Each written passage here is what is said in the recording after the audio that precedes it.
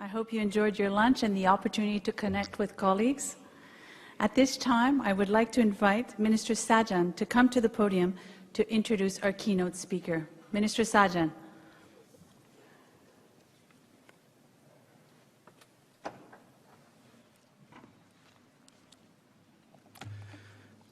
Good afternoon, ladies and gentlemen. Our guest today was named a UN Goodwill Ambassador in 2001. On the day of her appointment, she said, and I quote, "We cannot ignore the fact that millions of people are out there suffering. I honestly want to help. I don't believe I feel differently from other people," end quote. Others may feel the same way, but few have done more to raise awareness and attempt to bring light to dark places. And even fewer have ventured as far and as frequently to bring hope and help to those in need. As Goodwill Ambassador, and more recently as a UNHCR Special Envoy, our guest has undertaken more than 60 field missions across the globe. She has cleared landmines in Cambodia and Kosovo, comforted earthquake survivors in Haiti, visited refugee camps in Chad, Sudan, and other countries in conflict. From the very beginning, she has been a passionate advocate for the risk populations, and especially women and children. In the UK, she co-founded the Prevention of Sexual Violence Initiative, and she is currently a visiting professor in practice at the London School of Economics Centre for Women, Peace and Security. Ladies and gentlemen, please join me in welcoming the UNHCR Special Envoy, Ms. Angelina Jolie.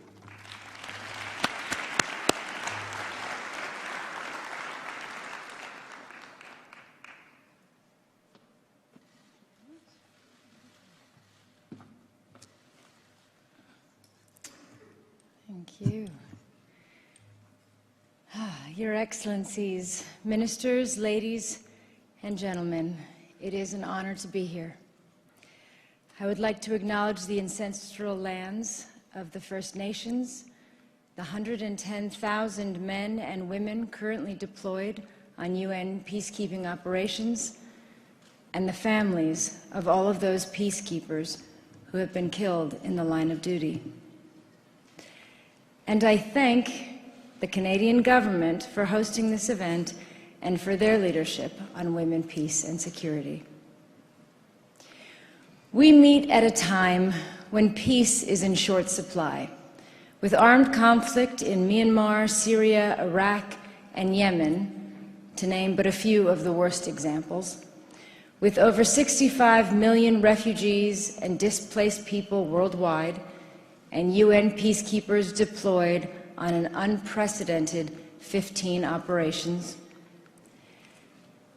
The protection of civilians has been at the heart of laws of warfare since the Geneva Conventions, which state that in any conflict, the civilian population shall not be the object of attack. Yet, women and children make up the vast majority of all casualties in armed conflict today. Laws prohibiting attacks on schools and hospitals are routinely breached, for instance, in Syria. Laws prohibiting the laws prohibiting the denial of aid relief to civilians are repeatedly ignored, whether in Rakhine State or in Myanmar today, or in Yemen.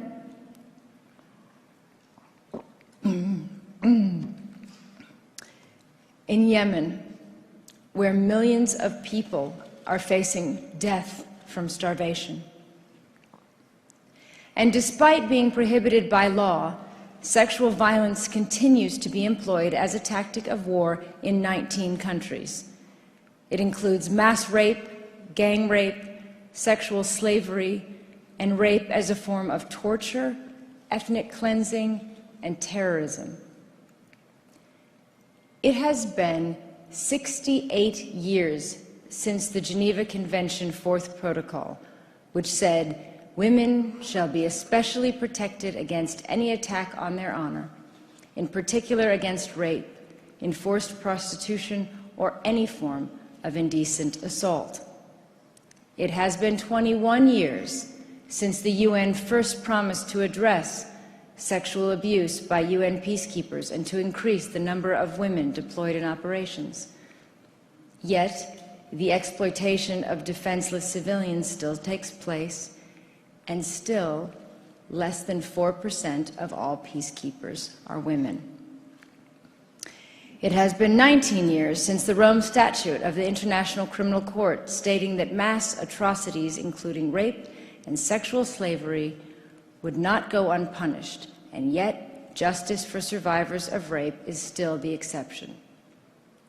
It has been 17 years since the UN Security Council Resolution 1325 called for an end to the exclusion of women from peace negotiations, for special protection for women and girls against sexual violence, and for an end to impunity.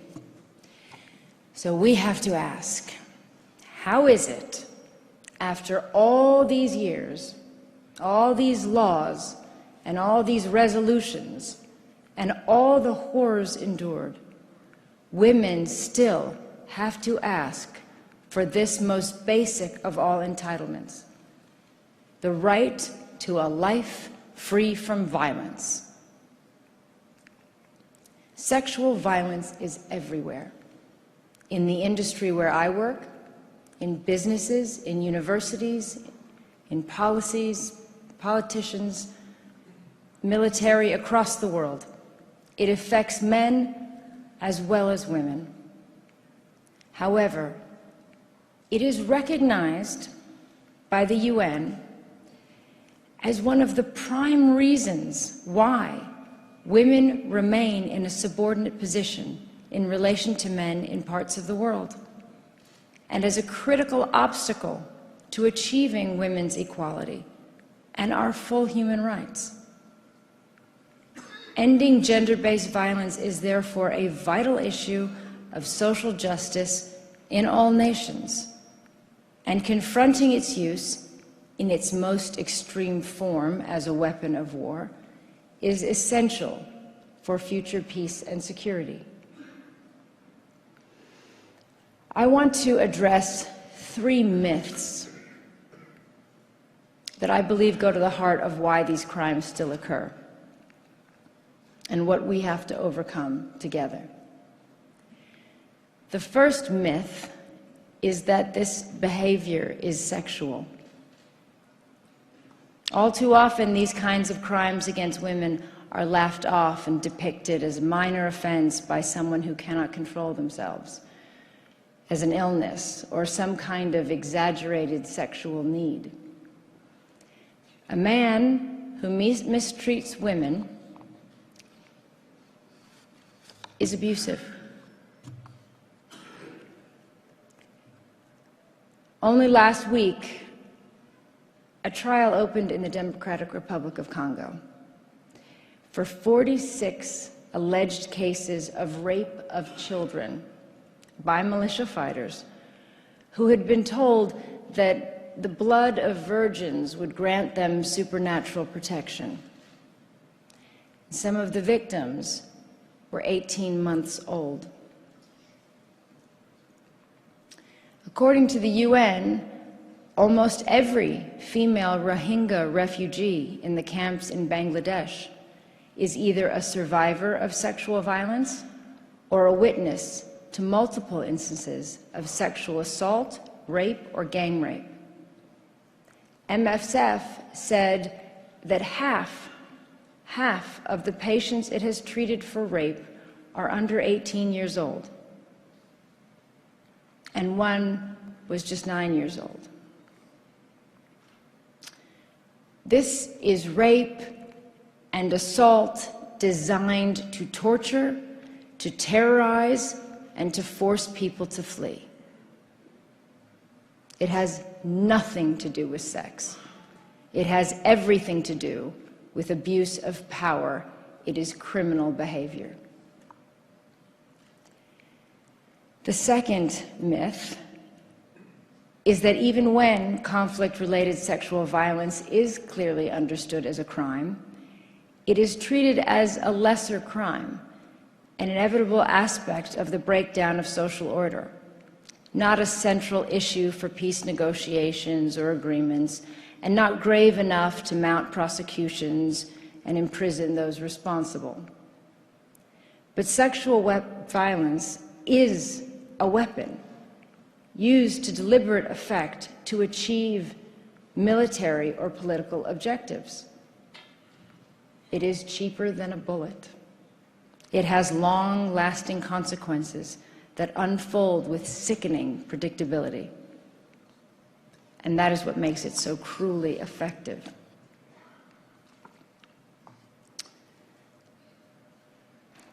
I would like to ask everyone here to take a moment to consider the following scenario. Imagine your hometown, the street where you live. A conflict has broken out in your country. And one night, trucks roll in, and your street is surrounded and blocked off. Men with guns pour out of those trucks and start breaking down doors. They go from house to house in your street, and in the course of one night, they rape every woman or girl they find, and they do so in front of their families. Now think how you and your family would be affected that night, that day, for the months and years to come. That impact on all of you, the emotional pain and trauma, the stigma, the shame, the physical and mental illness. How broken you would feel that you were unable to stop this from happening to your family members. And how bitter you would feel at being told months or years later that you have to move on and forget because there is now a peace agreement and justice for your families is less important. This is the reality for millions of families today. It is happening today, day in, day out, and more often than not, we know about it. It's on our television screens and our newspapers. Why then does nothing really change?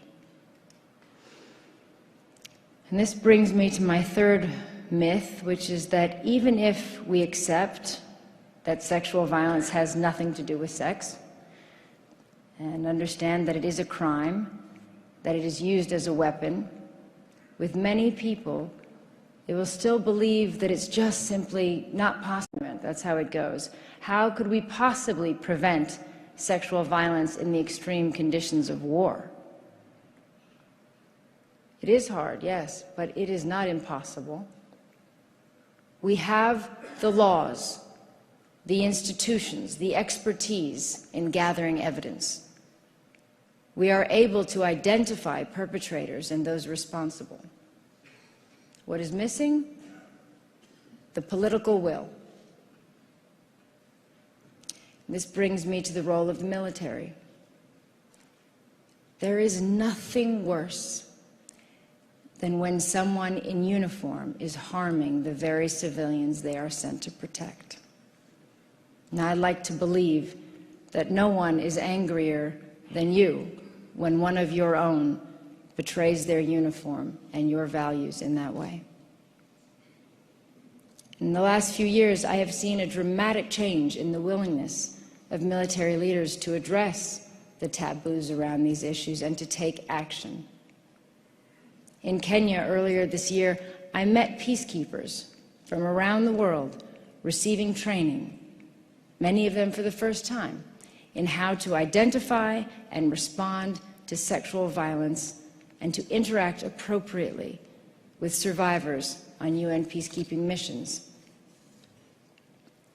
Canada, the UK, and Bangladesh have announced today the Senior Military Chiefs Network, promising to work with other senior military officers to increase the number of women in their militaries, to change training to include gender and women, peace and security, to deploy more women in operational roles and to appoint full-time gender advisors.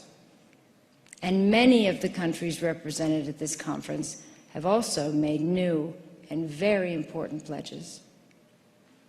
So I thank them, and I thank you for these commitments.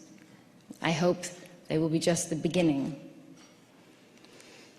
In this work,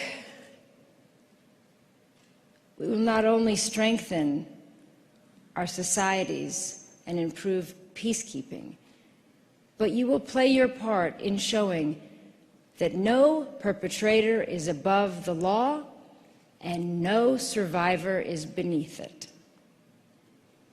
And I am here, determined to do anything I can to work alongside all of you. Thank you for all you've done today. Thank you for your efforts, and I look forward to our work.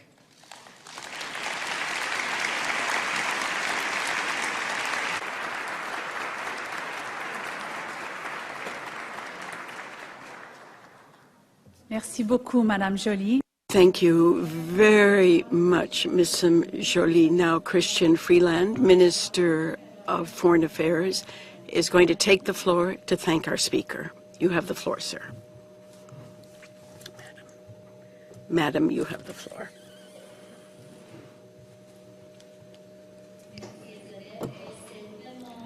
Thank you, Isabel. It's certainly an honor and a privilege to have Mrs. Jolie here with us. I think that my Prime Minister delivered a fantastic speech this morning. But I suspect that when all of us go home tonight or tomorrow and talk to our families about the speeches we heard at this conference, our families are going to be most interested in what we heard from Angelina Jolie. And that is because she is doing something really remarkable with her life, which is using the power of her celebrity and the power of her intellect to bring difficult, painful issues that a lot of us would rather not think about, and to really shine a light on those issues. And for that, Ms. Jolie, I think I and everyone here would really like to sincerely thank you.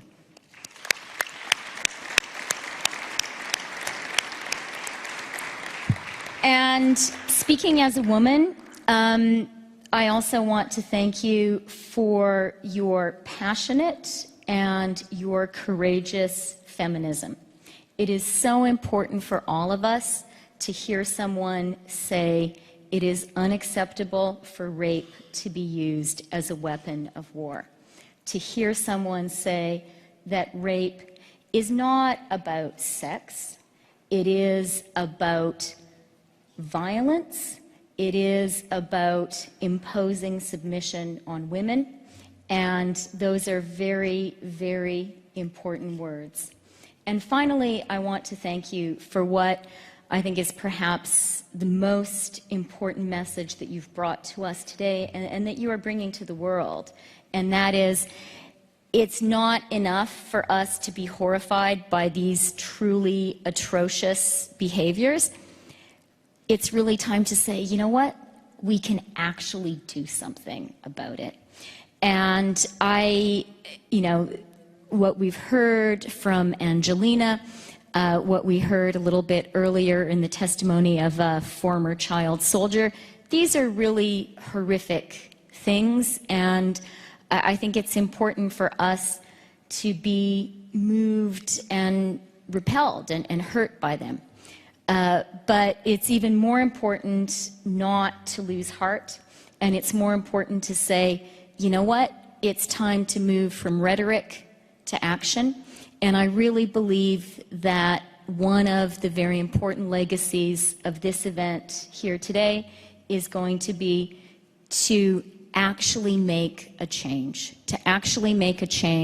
by getting more women involved in peacekeeping, by actually holding accountable those who commit these horrific crimes. So thank you very, very much, Angelina. I think you have inspired us all with your courage and your ideas. And I'm not wearing sleeves, so I can't say let's roll them up, but let's get to work. Merci beaucoup.